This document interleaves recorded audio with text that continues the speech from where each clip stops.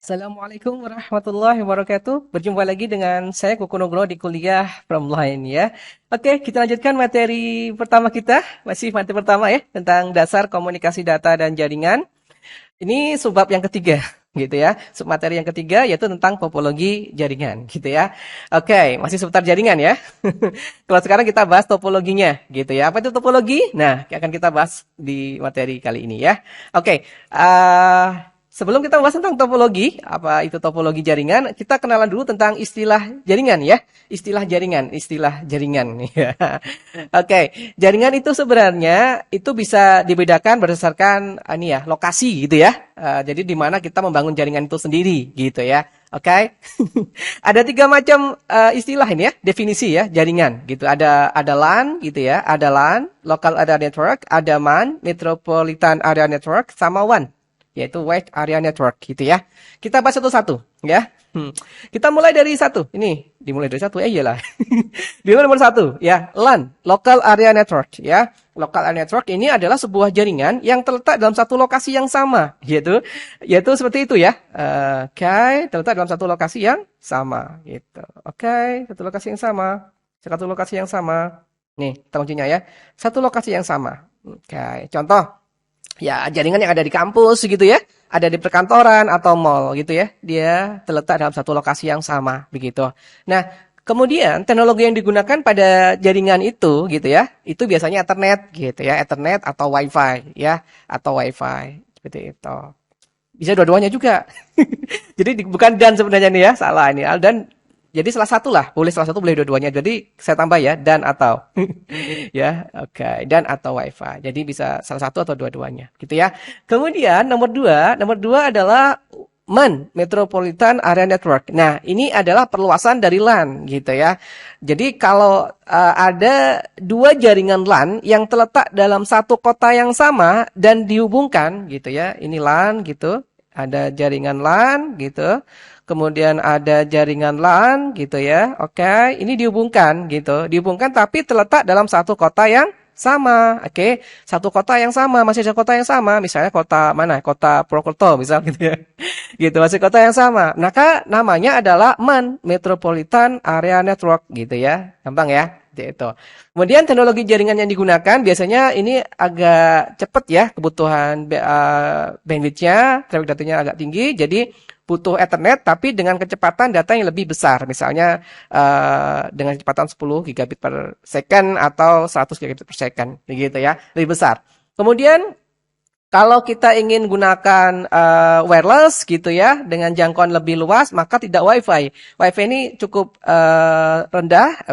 cukup tidak jauh ya kita.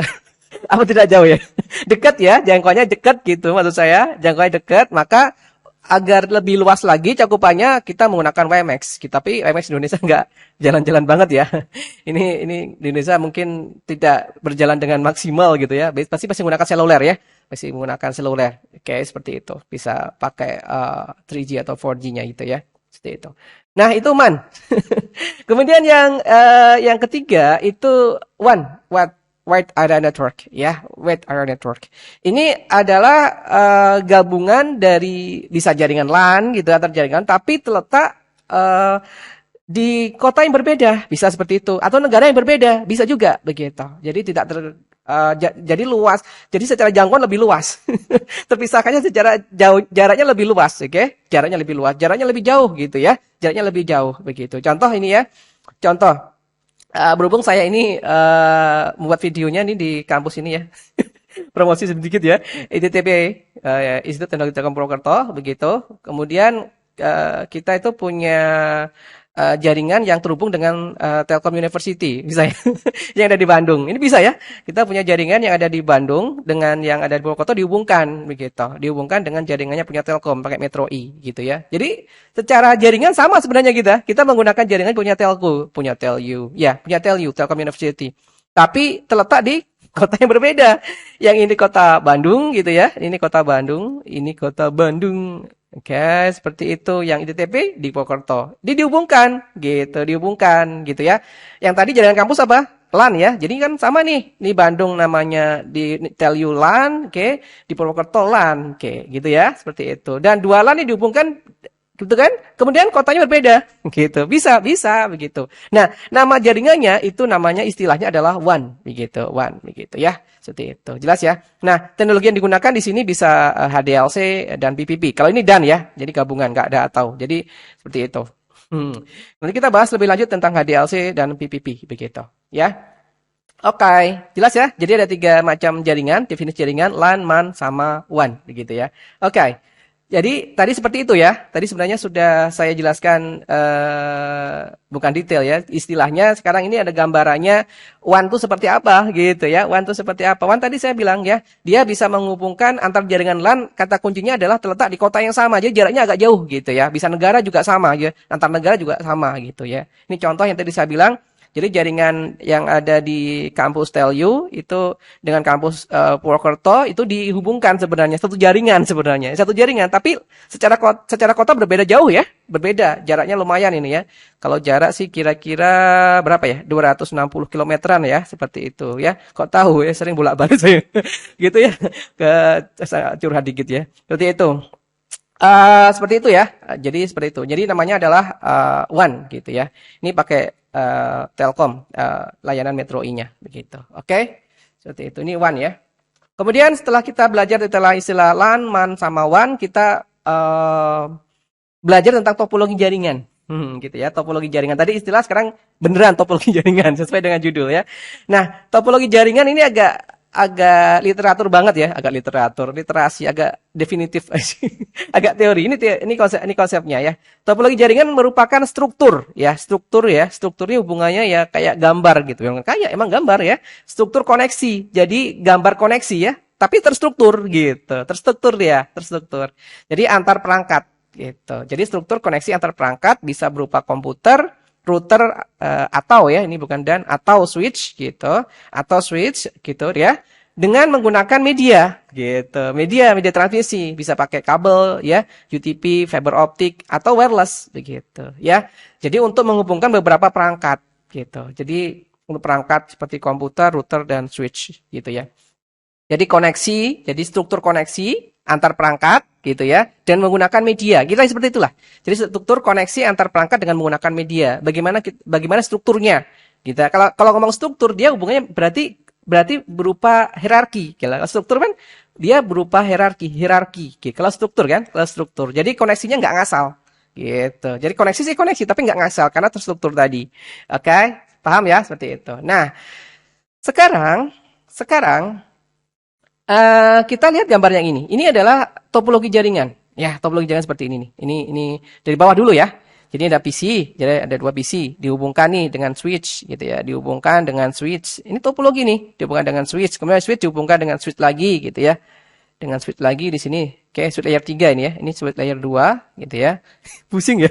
Karena layer 3 itu switch yang bekerjanya ada di layer 3. Bisa layer 3. Kalau layer 2 hanya layer 2 begitu ya.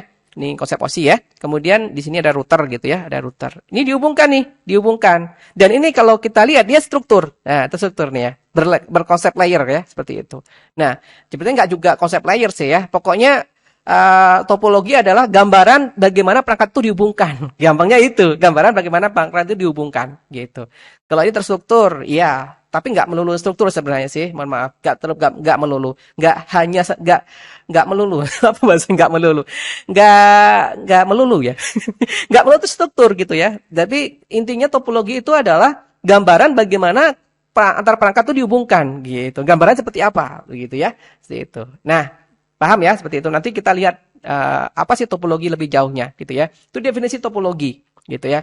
Kalau kita lihat di sini, kalau dari textbooknya, dari ininya definisinya dia terstruktur, tapi nggak selalu ya terstruktur. Kalau ini terstruktur dia hierarki ya, dia hierarki. Konsep jaringan itu hierarki, seperti itu.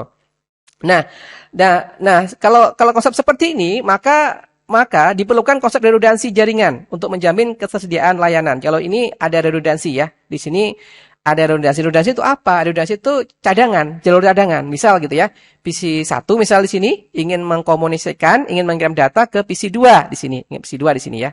Kalau jalurnya kita definisikan ini ya, dari switch ke sini, ke switch atas, ke bawah gitu ya, ke sini ya. Ini jalurnya gitu, jalur utamanya. Seret gitu. Kalau dia putus, jalurnya putus, ya, maka ada jalur cadangan gitu. Namanya redundant. Jadi redundant itu membuat sebuah yang berlebih. Kalau yang ini dibuat redundant adalah jalurnya, ya.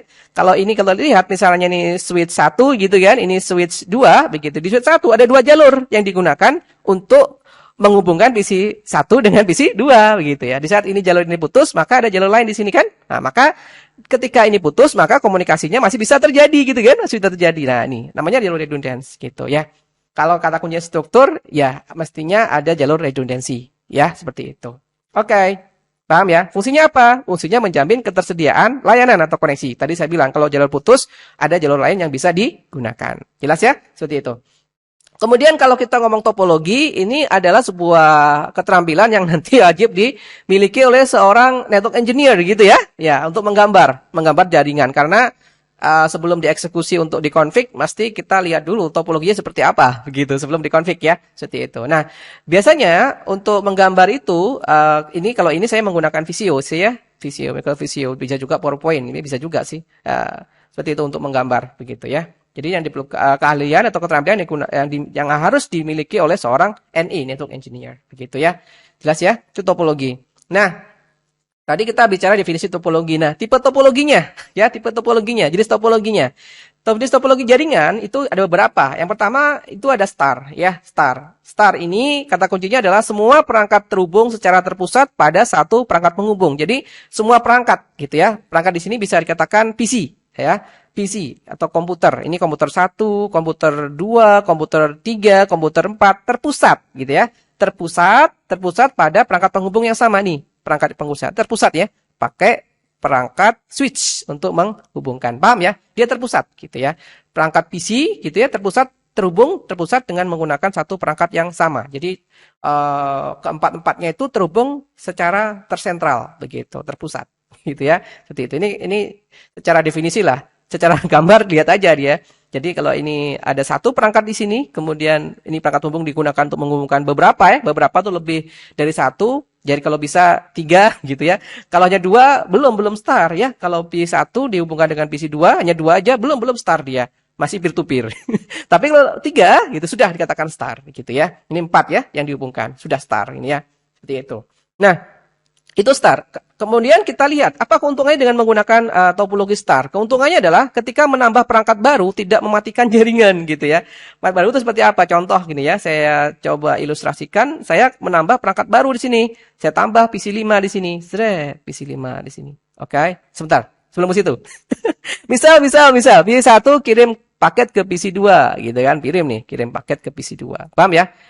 Lewat perangkat sentral kan, lewat switch ya, seperti itu. Nah, ketika PC5 saya tambahkan di sini, apa yang terjadi dengan komunikasinya? Masih bisa terjadi kan? Masih bisa kan? Nggak ada pengaruhnya. Gitu. Itulah artinya ketika menambah perangkat baru tidak mematikan jaringan. Paham ya? Seperti itu.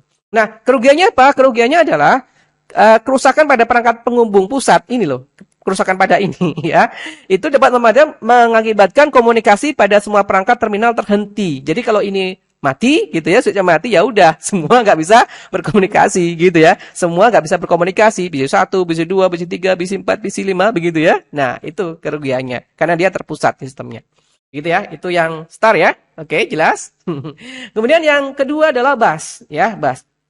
Kalau kenyataannya sih nggak dipakai ya, tapi oke lah kita pelajari dulu. Ini bus itu topologi bus itu adalah semua perangkat terhubung terhubung pada satu jalur atau kabel utama yang sama. Jadi semua perangkat terhubung dalam satu jalur atau satu kabel utama yang sama. Ini ibaratnya adalah kabel utama nih. Oke, kabel utama nih. Nah, segini ya, kabel utama. Dan kabel ini kalau menggunakan bus itu menggunakan kabel koaksial gitu ya. Jadi kabel koaksial itu nggak hanya untuk antena loh ya, tapi bisa juga untuk menghubungkan antar komputer gitu ya. Tapi dulu sekarang sudah beralih pakai ini ya, UTP ya atau STP gitu ya, pakai UTP. Begitu. Nah, begitu ya. Nah, terbayang ya seperti itu. Jadi menggunakan satu jalur atau kabel utama yang sama gitu ya. Ini keuntungannya, menambah perangkat baru tidak mematikan jaringan, sama seperti star ya. Jadi kalau saya nambah di sini, saya nambah perangkat baru PC5 di sini tidak mematikan proses komunikasi misal dari PC1 ke PC2 gitu ya. Enggak mematikan. Jadi seperti itu aja. Oke. Kerugiannya apa? Kerugiannya adalah kerusakan pada jalur atau kabel utama ini ya. dapat mengakibatkan komunikasi pada semua perangkat terminal terhenti. Jadi kalau ini jalur utamanya ini rusak gitu, ini rusak gitu atau rusak jalurnya ya, kabelnya rusak gitu ya, maka semua perangkat itu tidak bisa berkomunikasi gitu ya, tidak bisa berkomunikasi. Ini sebenarnya hampir sama dengan star yang ini ya, hampir sama. Kalau ini rusak, maka semua nggak bisa berkomunikasi gitu ya.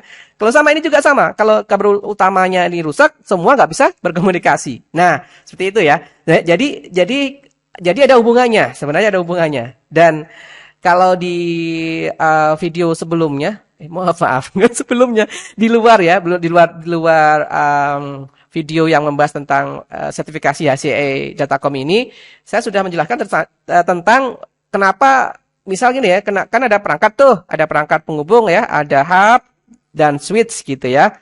Benar nggak sih switch? ST. Nah, ada switch gitu ya, ada hub, ada switch. Benar nggak sih? Benar. Switch itu gimana sih tulisannya? Benar nggak sih? Switch. Mana kalau salah? Bentar. Ah, ya, switch seperti inilah. Ada switch gitu ya. Ada hub, ada switch gitu ya. Ada switch. Nah, kenapa hub ini udah nggak dipakai lagi gitu ya? Kenapa nggak dipakai lagi gitu ya? Ada, sudah saya jelaskan. Promosi ya. Dia sudah jelaskan seperti itu. Nah, alasan utamanya di sini. Jadi tipikal jaringan tipe topologi star itu identik dengan bus begitu. Itu alasannya ya. Tapi di sini ada tapinya. Jadi kalau topologi star yang kita gunakan, perangkat penghubungnya bukan switch tapi hub, begitu ya. Tapi hub. Begitu ya, bukan switch tapi hub. Ya, pembahasannya ada di video saya. Gak di sini ya, mohon maaf. Intinya seperti itu. Kita di sini bahas topologi aja ya. Jadi topologinya ada star, ada bus, begitu. Oke. Nah, lanjut. Kemudian di sini kerugiannya adalah, ini keuntungan tadi ya. Ini kerugiannya adalah, tadi sudah belum? Sudah. Sampai lupa saya. Sudah, keuntungan sudah, kerugian sudah. Itulah keuntungan juga menggunakan topologi bus begitu. Dan ini sudah nggak dipakai ya. Sudah dipakai karena menggunakan koaksial gitu ya. Tapi ini pelajaran ini dipakai, pelajaran ini teori dipakai ketika tadi kenapa hub sudah nggak dipakai gitu ya. Kenapa hub sudah nggak dipakai digantikan switch begitu ya, digantikan switch. Jelas ya? Oke. Yang ketiga ini ring ya, ring. Oke. Topologi ring ada dua versi. Ini versi buku ya, versi buku. Oke, versi buku. Nanti ada versi apa lagi ya? Versi saya, enggak juga ya. Versi saya, versi apa ya? Nanti kita lihat ya. Versi buku dan versi apa? Kenyataan. Lucu ya, versi penyebutan dan versi penyataan. Oke lah, seperti itulah saya tulis. Ini versi buku ya. Versi buku ring seperti ini nih. Ada node itu perangkat ya. Perangkat 1, perangkat 2, perangkat 3, perangkat 4 dihubungkan secara melingkar. Kan ring seperti itu ya. Ini ring. Gampang ya, ini topologi ring, dia melingkar begitu. Jadi semua perangkat terhubung pada satu jalur atau kabel utama yang sama. Dan ini sama ya. Yang sama yang tersusun secara melingkar tadi ring. Jelas ya? Seperti itu. Keuntungannya apa? Keuntungannya penggunaan kabel lebih hemat dalam menghubungkan antar perangkat. Nah, ini saya bingung. Tapi belum tentu hemat loh ya, belum tentu hemat. Misal gitu ya. Kalau kita menggunakan ring dalam menghubungkan 4 perangkat butuh 4 kabel. Berapa tuh kabel? Jadi gini, kita ulang lagi ya. Untuk menghubungkan 4 perangkat dengan menggunakan topologi ring butuh berapa kabel? Berapa kabel? 4 kabel gitu ya. 4 kabel ya. Sekarang kita bandingkan dengan star. Untuk menghubungkan 4 perangkat dengan menggunakan star butuh berapa kabel? Nggak aja di kabel ya. Butuh 1, butuh 2, butuh 3, butuh 4. Sama. Kabelnya sama. Makanya saya bingung. Hemat yang mana begitu ya. Mungkin nanti ada yang tahu kenapa lebih hemat. Komen ya. Saya kurang tahu kalau ini ya. Saya kurang tahu. Jadi itulah. Pokoknya kata buku lebih hemat gitu ya. Lebih hemat dalam menghubungkan antar perangkat gitu ya. Kemudian kerugiannya adalah penambahan perangkat baru dapat menghentikan proses komunikasi. Karena dalam sistem lagi. Benar ya. Dalam topologi ring gitu ya. Konsepnya adalah itu menggunakan token. Ya, ada susah ya textbook token. Jadi ketika ini ya token gitu ya. Biasanya gini ya. Misal token bergerak nih, token. Misal token ini ya. Token sampai sini, ini token. Token gambarnya ini. Ketika PC3 memiliki token, maka dia bisa mengirim gitu. Bisa mengirim. Mengirim. Nah, ketika PC1 di sini mau ngirim gitu ya. Nunggu token dulu. Misal sampai sini tokennya gitu ya. Sampai sini tokennya gitu ya. Baru sampai 1 baru dia bisa ngirim gitu. Itu sistem seperti itu. Nah, ketika saya tambahi perangkat di sini, misal sini ya, saya putus di sini, saya tambahi di sini perangkat lagi misal 5. Nah, peralihan penambahan perangkat tadi kan memutuskan jalur ya. Nah, tokennya berhenti. Kalau tokennya berhenti, maka si komputer misalnya PC 4 mau ngirim ya nggak bisa, kan terhenti gitu ya. Terhenti. Tokennya nggak bisa digilir gitu ya. Gitu. Paham ya? Gitu, seperti itu. Oke, karena dia menggunakan token tadi. Ketika ini tak putus ya udah, tokennya nggak beredar begitu, ya. Jadi seperti itulah. Ini apa? Konsep jaringan zaman dulu. Begitu ya, seperti itu. Nah, seperti itulah. Jadi penambahan perangkat baru, paham ya? Penambahan perangkat baru dapat menghentikan proses komunikasi. Karena tadi dia menggunakan token. Ketika ini tak putus, menambah perangkat baru, maka tokennya nggak bergerak lagi, nggak bergilir lagi. Makanya si komputer yang lain nggak bisa mengirimkan data, gitu ya. Jelas ya, seperti itu. Nah, itu versi buku. Nah, versi kenyataan, gitu ya, versi kenyataan. Nah, topologi ring itu sebenarnya seperti ini juga. Jadi kalau kita punya router 1, router 2, router 3, router 4 gitu, saya hubungkan secara melingkar. Nah, ini sudah ring. Ini sudah ring gitu ya. Ini topologi ring. Benar nggak? Ring kan? Kan takutnya melingkar. Nah, ini sudah ring nih. Gitu. Sudah ring. Oke? Sudah ring. Nah, sudah ring. Kemudian kalau saya putus nih. Misal nih ya, PC 1 sedang komunikasi dengan PC 4. Misal gitu ya, PC 1 sedang komunikasi dengan PC 4. Oke? Oke ya. Kemudian jalurnya saya putus. Oke, jalur saya putus di sini. Putus deh jalurnya. Bisa nggak komunikasi dengan PC 4 PC 1? Bisa.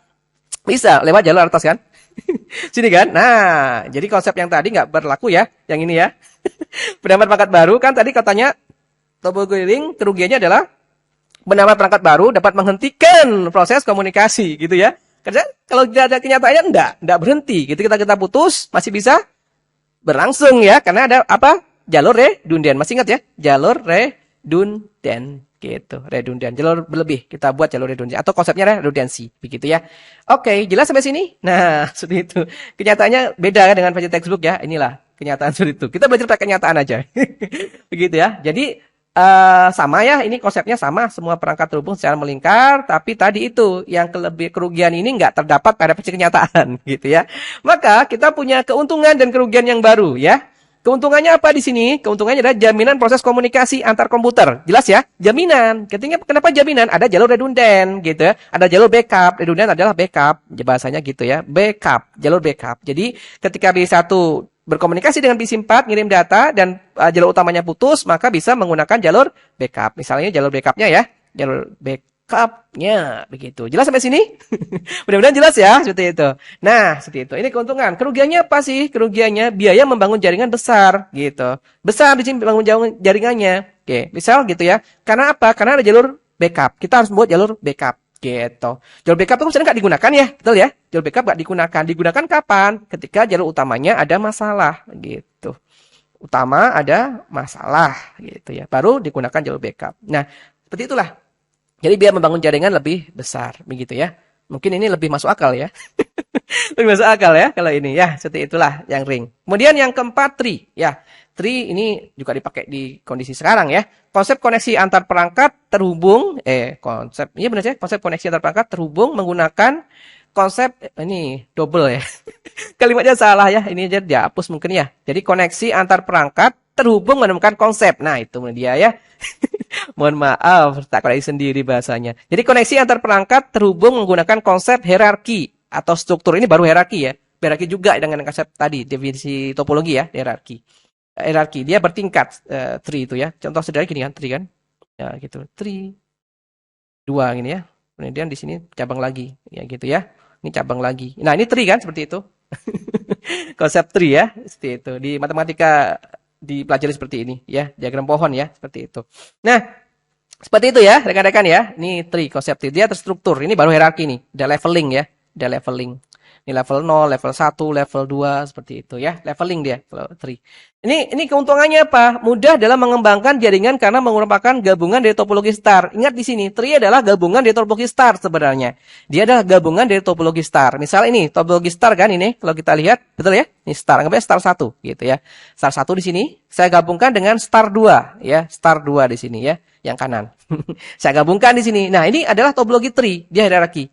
Ini hierarki level 2, leveling 2 di sini leveling 1 gitu ya, ini leveling 0. Ini dihubungkan gitu ya, dihubungkan. Di sini dihubungkan lagi dengan switch yang lain gitu ya. Bawah juga begitu ya. Bawah juga begitu. Bisa seperti itu konsepnya, ya. Nah, kerugiannya apa? Karena mengadopsi kerugian.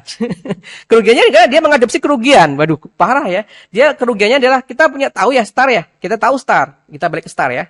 Star ketika perangkat penghubung sentral ini masalah, maka semua komputer nggak bisa komunikasi kan, nggak bisa berkirim data, betul ya? Kalau ini ada masalah, maka semua komputer nggak bisa berkirim data. Itu pun sama. Ini lebih parah lagi. Lebih parah, bahasanya itu lebih parah dampaknya. Jadi ketika ini satu star satu, oke, oke, star satu dihubungkan dengan star 2. Di dalam star ada komputer. Di dalam star 2 ada komputer. Oke. Kalau rusak yang sini berarti star satu yang masalah kan? Ini nggak masalah star 2, betul ya? Tapi kalau ini nggak buat warna merah biar lebih jelas, kalau perangkat penghubungnya ini yang masalah, apa yang terjadi? Star satu, star 2 nggak terhubung. Akan menjadi masalah lebih parah gitu ya. Apa skala jaringan lebih parah begitu. Nah, itu aja konsepnya. Jadi kerugiannya mengadopsi dari kerugian yang ada di star, tapi menggunakan efek yang lebih parah begitu ya. Gitu. Karena dia menghubungkan ada beberapa jaringan star gitu ya. Konsep tree itu sendiri karena dia bersifat hierarki tadi gitu ya. Seperti itu. Jelas sampai sini? Oke, yang kelima ada topologi full mesh. Ya, full mesh itu kata kuncinya adalah semua perangkat saling terhubung satu sama lain menggunakan kabel, gitu ya. Kabel, gitu ya, menggunakan kabel. Nah, di sini konsepnya seperti ini ya. Ini satu sama lain itu gimana sih? Misal nih R1 dihubungkan dengan R2, dihubungkan dengan R4, R3. R1 terhubung dengan R4, ada ya. R1 terhubung dengan R2, R1 terhubung dengan R3. Oke. R2 terhubung dengan R3. R2 terhubung dengan R4, R4 terhubung dengan R3. Nah, semua terhubung kan? Ini namanya adalah konsep full mesh, oke, konsep full mesh. Nah, yang dinamakan full mesh-nya itu sebenarnya yang dinamakan full mesh-nya tuh di sini loh. Full mesh-nya tuh di sini. Nah, ini nggak melibatkan komputer ya, karena full mesh itu, jaringan mesh itu identik dengan menghubungkan antar perangkat penghubung, bisa switch, bisa router, begitu ya. Nah, tanpa melibatkan PC. PC ini untuk mengilustrasikan gitu ya, mengilustrasikan gini. Maksud saya gini. Mengilustrasikan. Jadi kalau di bawah router tuh ada ini ya, ada PC gitu ya, ada PC. Jadi kita melihat keuntungan dari jaringan full mesh gitu ya. Jaringan full mesh apa? Jelas ada redundant ya, ada jalur backup gitu ya, ada jalur backup, ada redundant. Karena ada redundant, maka jaringan memberikan tingkat reliability, reliable. Reliable itu mudah dapat diandalkan jaringannya. Jaringan yang reliable adalah jaringan yang dapat diandalkan. Kenapa dapat diandalkan? Karena ada jalur backup, begitu. Ketika sebuah jalur nggak ada jalur backup, maka ketika sebuah jaringan tidak ada jalur backup, maka jaringan itu nggak dinamakan reliable, nggak bisa diandalkan, gitu ya. Karena jalur utamanya cuma satu, gitu. Ketika itu masalah, ya udah masalah, gitu. Kelas komunikasi nggak bisa terjadi. Ini contoh ya. Misal di satu komunikasi dengan bisi 4, begitu. Ini jalur utamanya ini ya, R2 ke R3, begitu ya. Jalur utamanya itu. Nah, ketika jalur utamanya ini masalah, maka bisa pakai jalur yang atasnya. Bisa sini ya, R1 ke R4, R4 ke R3, R3 ke bisi 4. Masih bisa? Masih bisa. Ketika ini masalah, apa yang masih bisa? Masih bisa. Kan redundannya ada 2. Jadi R1 pindah ke R2, misal dari R2 ke R4, R4 ke R3, R3 ke R4. Masih bisa. R3 ke bisi 4 ya. Masih bisa? Masih bisa gitu ya. Itulah keuntungannya dari penggunakan full mesh ya. Ingat, tadi ada partial mesh. Oke, kerugiannya apa? Jelas, kerugiannya adalah biaya, ya. Kerugiannya adalah biaya karena kita harus membangun jalur backup. Sesuatu yang membangun jalur backup berarti membutuhkan cost yang lebih karena cost cadangan untuk membangun jalur backup. Karena full mesh jalur backupnya lebih gitu ya. Kalau ini berapa? 2 ya, 1, 2. Ya, seperti itu. Betul, paham ya? Jadi untuk membangun jaringan biayanya lebih besar, begitu ya. Karena ini kebutuhan kabel gitu ya. Port pada perangkat juga lebih besar gitu ya. Oke. Nah, untuk mensiasati itu muncullah namanya parsial gitu ya. Parsial. Jadi kan kalau tadi nih, sorry. Tadi mana? Ini ya, kalau ini membangun jalur membutuhkan kita membuat 2 jalur backup ya, jalur backup. Ah, jangan 2 lah. Kalau 2 nanti cost-nya terlalu berat gitu. 1 aja gitu. Boleh 1 aja gitu ya. Ini ya contohnya ya. Mana contohnya? Ini parsial bukan? Ya Allah. Aduh, ini salah gambar sayanya. Nggak apa-apa lah ya. Mohon maaf sekali, nggak bisa diiris lagi ya. Ini anggapannya nggak ada. Aduh, maaf. Nah, ini aja lah. Anggapannya nggak ada ya. Oke, anggap aja nggak ada. Ini mohon maaf, anggap aja nggak ada. Aduh, maaf sekali ya, maaf rekan-rekan. Anggap aja nggak ada. Nah, anggap aja nggak ada. Nah, kalau nggak ada,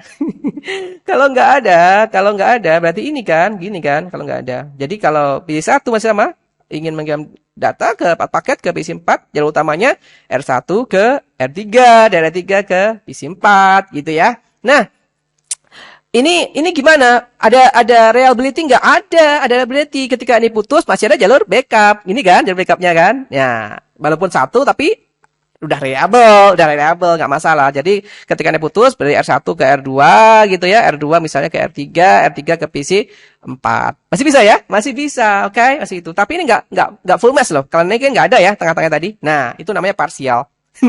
Ya, mohon maaf ya gambarnya, mohon maaf. Tak ada edit sama saya, lupa saya.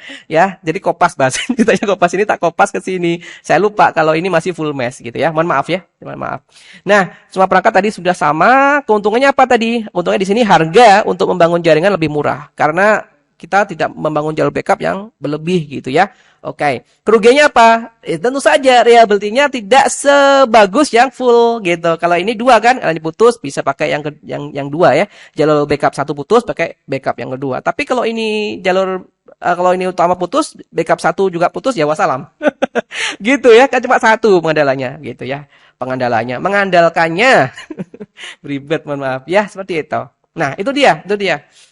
Jadi topologinya saya ulang lagi, ada apa tadi? Topologinya ada star, oke. Kemudian ada bus, kemudian ada ring, kemudian ada tree, kemudian ada full mesh dan partial mesh. Oke, jelas ya. Itulah topologi jaringan sebenarnya seperti itu. Nah, dalam materi HCI untuk materi yang pertama gitu ya, materi HCI. Ya HCI Datacom maksud saya, yang pertama ini itu ada tambahan, jadi kita harus mengenal. Dan nantinya kita belajar ini sebagai network engineer ya, NE ya, network engineer. Ya.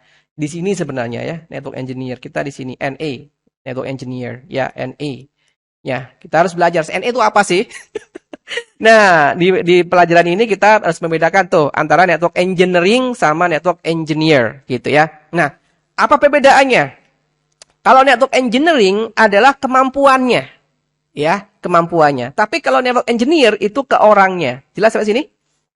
Kalau network engineering adalah kemampuannya, jadi network engineer adalah seorangnya. Jadi seorang network engineer harus memiliki network engineering.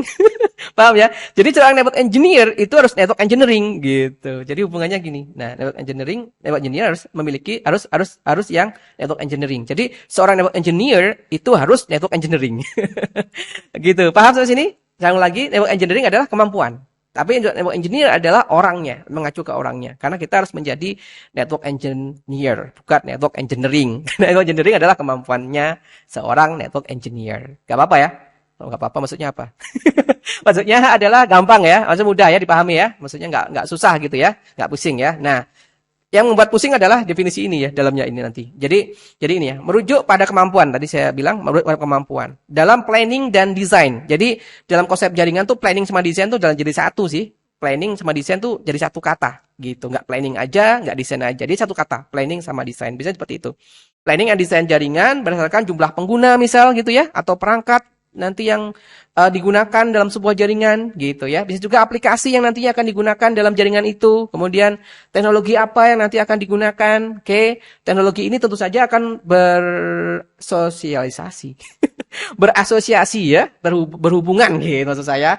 Ya, berhubungan dengan standar nanti yang akan digunakan gitu ya. Kemudian setelah standar, spesifikasi apa yang masuk dalam standar itu, yang ada dalam standar itu gitu ya, sampai menggabungkan atau mengintegrasikan antara perangkat yang sudah kita pilih gitu ya, yang sudah kita tentukan sebelumnya, kemudian software yang akan kita install dalam perangkat ini gitu ya.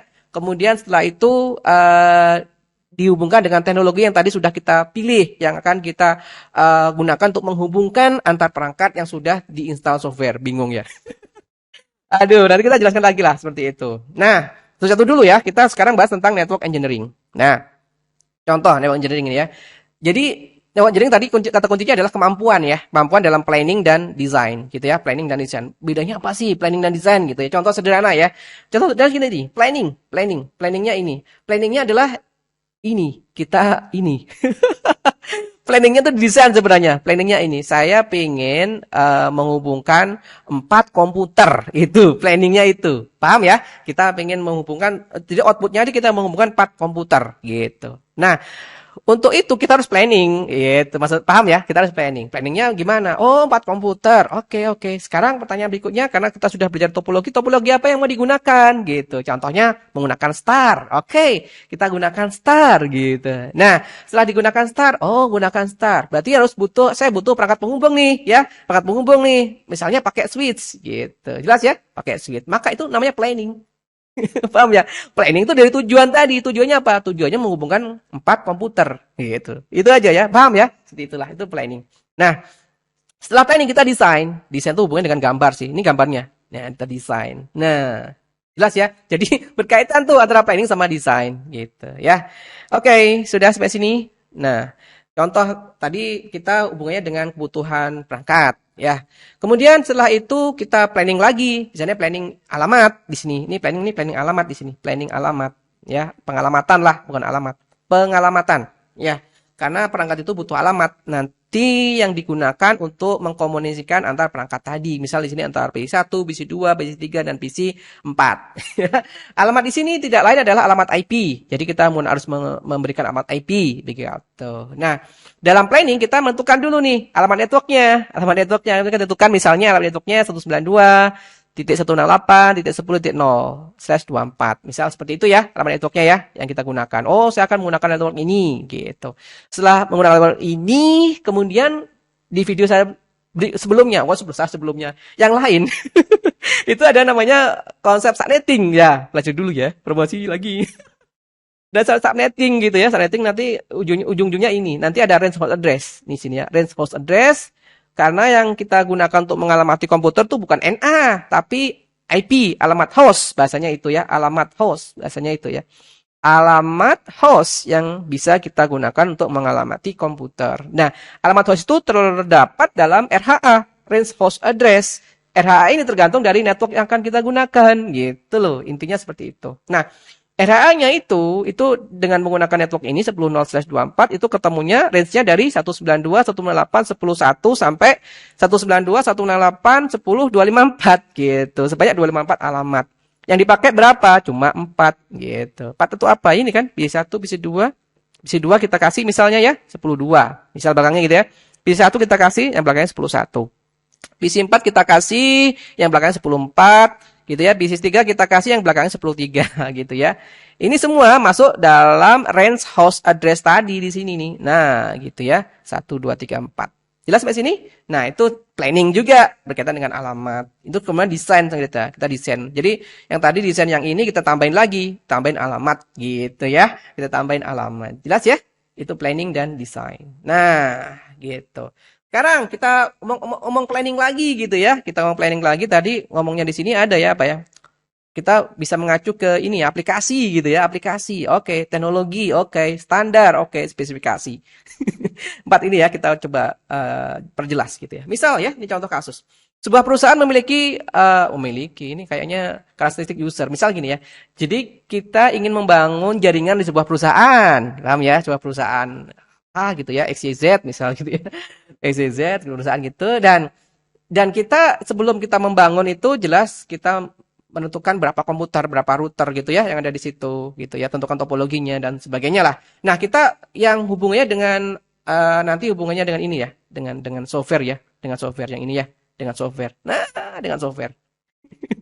Nah, hubungannya dengan software, maka kita mau tidak mau kita harus mendeteksi apa ya, memperkirakan ya usernya tuh nanti kira-kira sukanya ngapain di perusahaan itu gitu. Harus mendefinisikan itu. Misalnya usernya suka YouTubean. Oke, kita tanya, Pak, Bu, apakah nanti karyawannya suka YouTubean? Oh iya suka, kita catat gitu ya. Dokumentasi, catat. Oh, apakah usernya suka Zooman nanti rapat gitu? Oke, suka. Oke, catat gitu. Oke, usernya boleh nggak ngegame di saat kerja? Oh, boleh. Kita catat, boleh ngegame saat kerja. Enak ya perusahaan ini ya, boleh ngegame saat kerja gitu ya. Kemudian apakah usernya nanti pakai laptop? Oh iya, pakai laptop smartphone. Kita catat di sini. Kemudian nanti ada nggak server yang bisa untuk informasi perusahaan yang bisa diakses keluar gitu ya. Server publik bahasanya. Ada nggak di situ nantinya? Ada katanya. Oke, catat. Gitu dicatat ya semua requirement yang nanti akan menjadi karakteristik user yang ada di perusahaan itu. Karena nanti akan berhubungan dengan traffic. Nah, prediksi traffic hubungannya di sini ya. Prediksi traffic data. Kalau karakteristik usernya seperti ini, YouTubean, Zooman, Gamean gitu ya. Kemudian ada server di situ, maka nanti prediksinya traffic data tinggi nih, bakal tinggi nih seperti itu. Nah, bakal tinggi nih. Oke, bakal tinggi. Nah, ketika tahu bakal tinggi, maka kita harus bisa menentukan butuh bandwidth besar nantinya. Oke, butuh bandwidth besar. Oke, butuh bandwidth besar dan biasanya kalau laptop ini ya butuh fleksibilitas ya. Oke, fleksibel ditambah di sini karena ada banyak laptop, smartphone yang digunakan oleh si karyawan, gitu ya. Nah, butuh bandwidth besar dan harus fleksibel. Oke, dari sini dari requirement ini kita definisikan teknologi, gitu ya. Teknologi ini hubungannya dengan media kebanyakan ya, hubungannya dengan media. Oke, kalau orang jaringan hubungannya dengan media gitu. Gak tahu kalau orang software engineering, beda lagi teknologinya itu ya. Nah, ini hubungannya dengan orang jaringan hubungannya dengan media. Nah, pilih media bisa kabel FO ya, cepat ya, kabel FO, jangan UTP ya. FO lebih cepat toh. Kemudian fleksibel bisa pakai WiFi gitu ya, WiFi. Nah, ini teknologinya bisa kabel FO, bisa WiFi. Nah, kabel FO bisa dihubungkan dengan standar. Standar, paham ya? Ada standar kan di sini kan? Ada standar. Nah, ini ya, ada standar gitu. Teknologi sudah ya? Aplikasi sudah, teknologi sudah, standar. Oke, standarnya apa? Ini standarnya FO. Misal salah satunya ini ya, Ethernet. Protokolnya pakai kode standar 802.3Z gitu. Oke, teknis banget ya. Kemudian WiFi. Ini paling umum lah ya, pakai yang paling cepat yang sekarang ya, 802.11 AC gitu kan. Ada ABGN ya, yang sekarang ada AC gitu ya. Nah, itu yang kita pilih. Begitu. Jadi seperti itu perjalanannya. Jadi di kebutuhan user, dari si traffic, ketika dia tinggi, pilih teknologi yang mumpuni di situ, yang bisa merecover dari kebutuhan tadi gitu ya. Bisa kita pakai kabel FO, ini standarnya, kemudian WiFi ini standarnya. Paham ya? Seperti itu. Nah, dari standar kita nanti lari ke spesifikasi gitu. Lari ke spesifikasi yang ini. Dari kata-kata ini ya, spesifikasi ya, yang ini. Spesifikasi ya. Itu. Spesifikasinya contoh ini ya, yang tadi kita ngomong yang ini ya, ngomong yang Ethernet 802.3Z. Nah, Ethernet 802.3Z, ini spesifikasinya seperti ini. Misal, satu, kode standarnya ini, 802.3Z. Misal gitu ya, dua, nama standarnya ini gigabit Ethernet, gitu ya. Atau gig E, gitu. Ketiga, kecepatan transfer datanya 1 gigabit per second, gitu. Keempat, jenis medianya pakai fiber, gitu. Salah satu spesifikasinya ya, masih ada lagi, tapi pusing. Yang ini aja ya, yang tampil aja yang biasanya kelihatan mudah, kelihatannya mudah, gitu ya. Ini contoh yang bisa saya cuplik ya, padahal lebih detail lagi ada gitu ya, bisa dicari tuh. Yang Ethernet 802.3Z gitu tentang spesifikasinya ya. Oke, lanjut. Tadi untuk fleksibel kita pakai WiFi gitu ya. Nah, kita pakai standar 802.11 AC. AC itu gimana? Kita cek spesifikasinya. Frekuensinya pakai 5 GHz gitu ya. Kecepatannya 1,3. Hampir sama ya sama yang gig E ya. 1,3 gigabit per second. Ini yang kedua. Ini yang pertama. Ini yang kedua. Yang ketiga jenis medianya wireless gitu ya. Oke.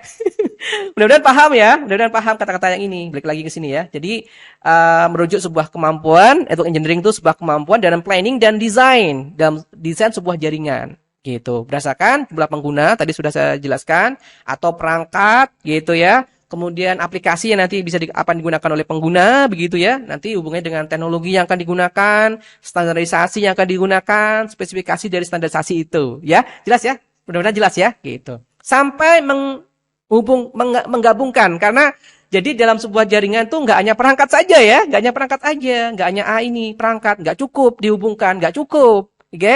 Perangkat dihubungkan itu jaringan, tapi nggak cukup, harus ada software yang akan diinstal dalam perangkat itu. Contoh software adalah operating system ya kita pakai Windows atau pakai Linux gitu ya, seperti itu. Jadi kalau sudah itu baru bisa dijalankan kan komputer kita kan, seperti itu. Nah, begitu juga dengan C teknologi. Jadi kita harus memilih teknologi yang sesuai. Jadi nggak hanya asal gitu ya. Misal saya hanya kabel UTP aja deh. Enggak. Tapi kita harus bisa menentukan teknologi apa yang pas dengan requirement dari user misal gitu ya. Seperti requirement itu bahasa Inggris. Requirement itu apa? persyaratan gitu ya. Persyaratan dari user gitu ya. Yang tadi saya jelaskan gitu ya. Mudah-mudahan bisa menjelaskan ya, bisa memahamkan apa definisi dari network engineering. Jadi ingat ya, network engineering itu bukan mengacu ke orang, tapi ke kemampuan ya. Paham ya? Seperti itu. Nah, sekarang kita beranjak ke network engineer yang nanti tujuan kita semua belajar ini jadi network engineer gitu ya. Jadi network engineer itu mengacu ke orang. Jadi merujuk pada seseorang yang profesional, Bu. Profesional dalam kemampuan bidang jaringan. Jelas-jelas ya bidang jaringan. Engineering kan bidang jaringan. Oke. Oke, engineering tadi. Network engineer gitu ya. Maaf. Network engineer itu hubungannya bidang jaringan. Contohnya bidang jaringan. Oke, seperti itu. Network engineer, kemudian tambah memiliki kemampuan dalam tim. Wah, komplit ya. Gak hanya bidang ke jaringan, tapi kemampuan dalam tim juga harus bisa, network engineer itu. Dan pendekatan ke customer. Wow, kalau kita bekerja menjadi seorang network engineer, itu nggak melulu harus mengenal aspek teknis ya, betul ya.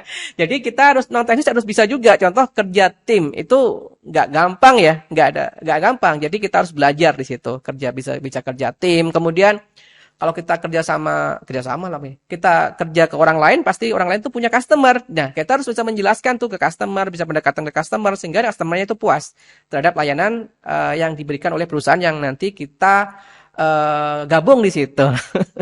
Gitu ya. Udah jelas ya. Nah, ini dia materi kita di subbab yang ketiga. Ini yang terakhir di materi yang satu ya. Dasar komunikasi data dan jaringan. Semoga bermanfaat ya rekan-rekan. Saya akhiri. Assalamualaikum warahmatullahi wabarakatuh.